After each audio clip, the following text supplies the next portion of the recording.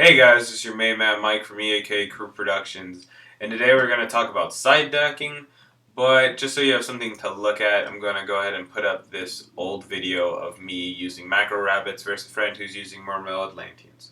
Alright, so let's talk about side decking. So obviously side decking is that magical moment after round one where you get to take your 15 card extra side deck and side in cards from it that can hurt your opponent. Now, here is some things to take in mind. First off, when you go to side deck, what you need to do, the first thing is you gotta ask yourself, whose deck is inherently stronger? Your deck or the opponent's deck? So an example of this would be like Mermaid Lanteans versus Fire Fist. Although they're both good decks and they're both tier 1, Mermail's is inherently the stronger deck. So because of that, you don't really need to side anything that hurts your opponent's deck, because at its core, your deck is stronger. Now, on the other hand, your opponent is thinking, alright, my deck is inherently weaker. That means I'm going to need to side in cards that hamper my opponent's abilities to do plays. So, because you know your opponent is thinking that, what you need to do is instead of siding in cards like Overworked, you need to side in MSTs and Dust Tornadoes. Because what the opponent is going to do is side in cards like Macrocosmos. They're not going to side that in with Fire Fist, but they'd side in like Dimensional Fissure. That's a much better example. So, you're going to want to be able to destroy Dimensional Fissure, and how are you going to do that? MST Dust Tornado. This is also good because these cards can destroy the cards that are going to slow your deck down, which means if you're one for oneing their sided card for your sided card, and your deck's inherently stronger, you're coming out on top again. It's also good because these cards like MST and Dust Tornado do not have to just destroy Dimensional Fissure. They can destroy other cards, ensuring game-winning plays. So you're just in a better position overall. Another thing that's really important to take note of is how your opponent's play style. So it's round 2, you know what your opponent is playing now, which you probably didn't in round 1, and you know their play style too. You know if they're aggressive, if they're conservative, or if they're a well-balanced, even player who is conservative in the beginning, but maybe knows how to go for a hard push to try to clutch the game. So some of your side deck choices might be dependent upon that. Like perhaps you run 2 Mirror Force and the opponent you're playing is super aggressive. Now you could take out 1 Mirror Force so that you could put in a side deck card.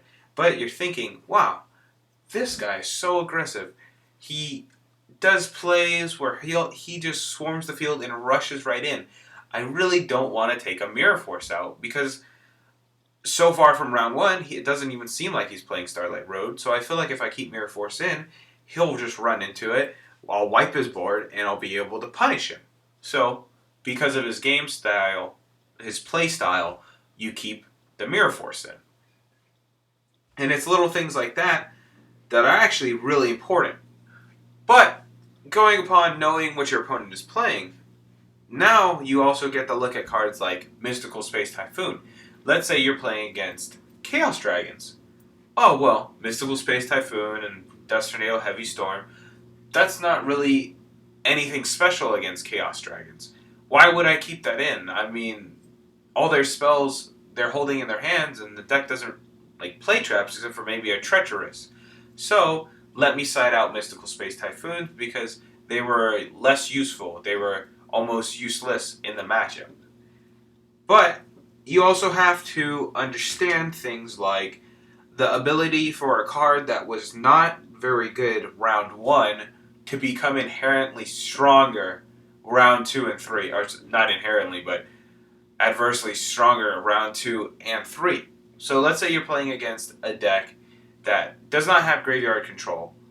So you know they're going to side in a Dimensional Fissure. Now they also don't run very many spells and traps. So you're thinking, okay, or maybe they play Remove from the Grave. something like that. They like having banished monsters. So, Fiendish Dimensional Fissure is very good in their deck, and they're going to side it in against your deck because it hurts your deck a lot. Now, your Mystical Space Typhoon, which was very bad because they didn't have like any spells or traps that were hittable, has all of a sudden grown in potential. So you keep it in.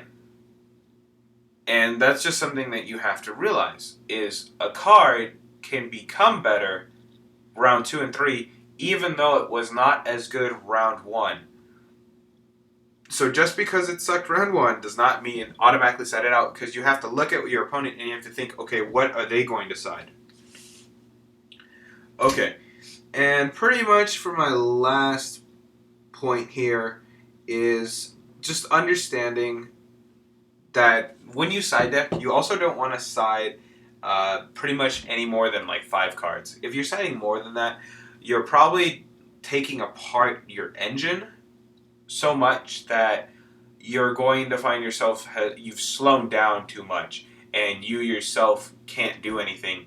And even though you're playing cards that slow down your opponent, you're not going to be able to draw so many side cards that you're hampering them down fast enough, and they kind of just mollywomp you. So be sure that you don't side in too many cards. Remember to think about whose deck is inherently stronger.